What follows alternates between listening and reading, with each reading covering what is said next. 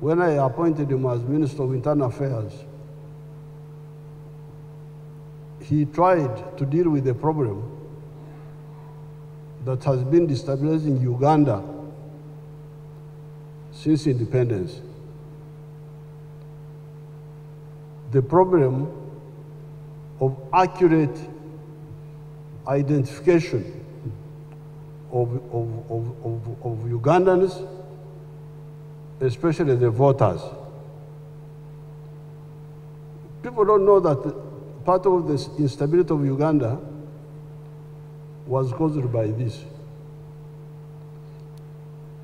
In the 1962-61 elections, there were no elections. It was just cheating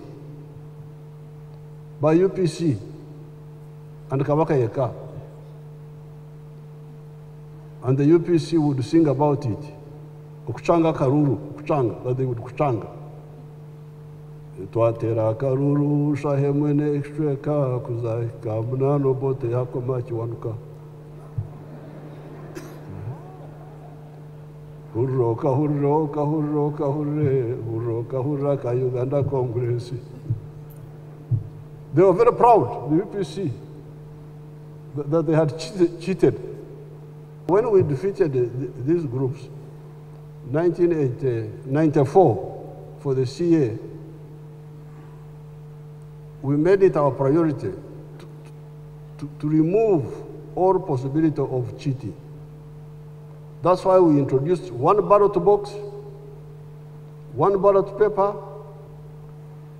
You vote in the open there, where people see you, how you are voting. You tick, yes, but you tick in the open. We don't see whom you have ticked, but we see you. Then the results are declared. So that's why we introduced electronic voting. Please, let's use the fingerprints of people, because the fingerprints are unique. So Arunda did his part. The mistake was in the law. The law must be amended. The law must provide that if the machine doesn't work, you suspend the elections. Forget. On that polling station. Then Wazalendo. I don't know what had happened. We had talked about this. You should, when you sit among yourselves, the president, the ones who are in charge now, when you sit, find out why has the Wazalendo not taken off all this time, because we have been talking about it. But when Aranda came, he really jump-started it. And it's now a big bank, a very big bank. Now, Aranda was a very disciplined person. I talked about this the other day. And I want to thank the people who organized this remembrance. This is a very good culture.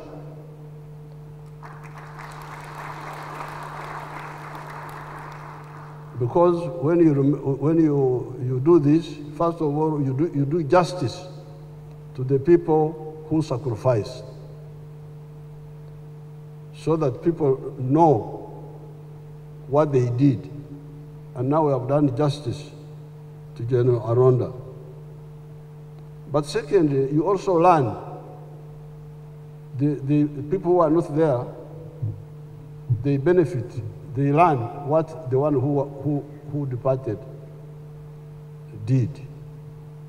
It is the education for all these young people. But thirdly, it also creates what the Banyankore call ishazi, a forum where the retired generals, the ones still in service, the young ones, the old ones, you come together once in a while.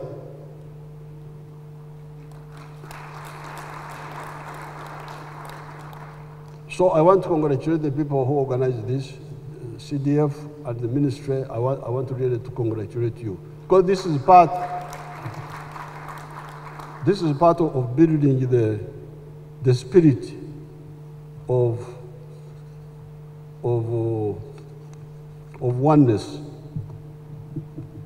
I would like to thank the Commander-in-Chief, Minister of Defense, and the CDF for organizing this function of 3 days to honor our loved one.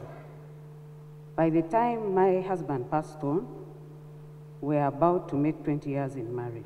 He worked tirelessly on the national ID, which by the time he died, was completed. Ladies and gentlemen, as a wife of the late General Ronda, his children and his bigger family, we are sure that if it is service to the country, he gave it his all. I believe that all the positions my husband held and everything he managed to achieve was because of the leaders he worked under. Here I would like to thank the President for giving him the chance to serve. I would like to thank the President. He has been a parent to us all these years. He has taken care of us and is still taking care of us.